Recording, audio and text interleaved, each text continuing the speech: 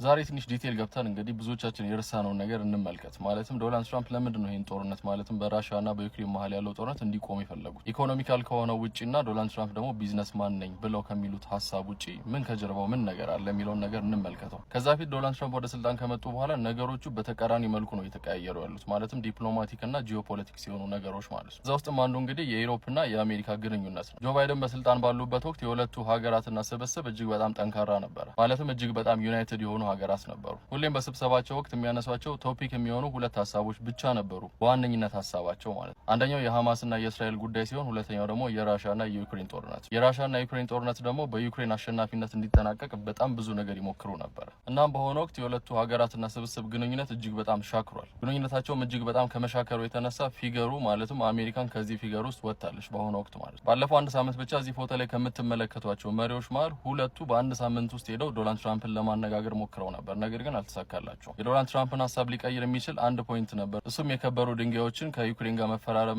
አሜሪካ ያበደረቻትን ብድር እንድትመልስ ማድረጉ ነበር። ነገር ግን ያ ነገር ሳይሳካ ቀርቷል። እናም አሜሪካ ከዩክሬን ጋር በነበራት ንግግር በኋላ እስካሁን ድረስ በአሜሪካና በዩክሬን መሀል ኦፊሻል የሆነ ግንኙነት ተቋርጧል። ታዲያ ቅድም እንደነገርኳችሁ ኢኮኖሚካል ከሆነው ውጪ ዶናልድ ትራምፕን እልህ ውስጥ ያስገባቸው የዚህ ሰው ጉዳይ ነው። ብዙዎቻችን ረስተነዋል ብዬ አስባለሁ። ነገር ግን ዶናልድ ትራምፕ ከመመረጣቸው በፊት የግድያ ሙከራ ያደረገባቸው ማለትም ሁለተኛውን የግድያ ሙከራ ሊያደርግ የሞከረው ሪያን የተሰኘው አሜሪካዊ ነው። ሁላችንም እንደምናውቀው እሳቸው ላይ ግድያ ሙከራ ከማድረጉ በፊት ከአንድ ጊዜ በላይ የግለሰብ ወደ ዩክሬን ተጉዞ ነበር። ለዩክሬንም የተለያዩ ፋይናንሻል እርዳታዎችን ያሰባስብና ያደርስ ነበር። እሳቸውም በካሊፎርኒያ በሚገኘው የጎልፍ ክለባቸው ውስጥ ለመዝናናት ሲሄዱ ለ12 ሰዓት መሽጎ ሲጠብቃቸው ነበር፣ እሳቸውን ለመግደል ማለት ነው። ነገር ግን ቀድሞ የሴክሬት ሰርቪሶች ስለተመለከቱት ሳይሳካለት ሊቀር ችሏል። እናም ይህ ሰው የዩክሬን ጦርነትና የራሻን ውድቀትን የሚደግፍ ሰው ነበረ። እሳቸውንም ለመግደል ከመሄዱ በፊት ከአንድ ወር በፊት ይህንን ደብዳቤ ጽፎ ነበር። እሱ ድንገት የግድያ ሙከራው ካልተሳካለት ሌሎቹ እንዲሞክሩና የእሱን ሀሳብ እንዲያስቀጥሉ ለዚህም ደግሞ 150,000 የአሜሪካን ዶላር እንደሚከፍል ደብዳቤ ጽፎ አስቀምጦ ተገኝቶ ነበር። እናም ዋናው ፖይንቱ የትኛው የሀገር መሪ ነበረ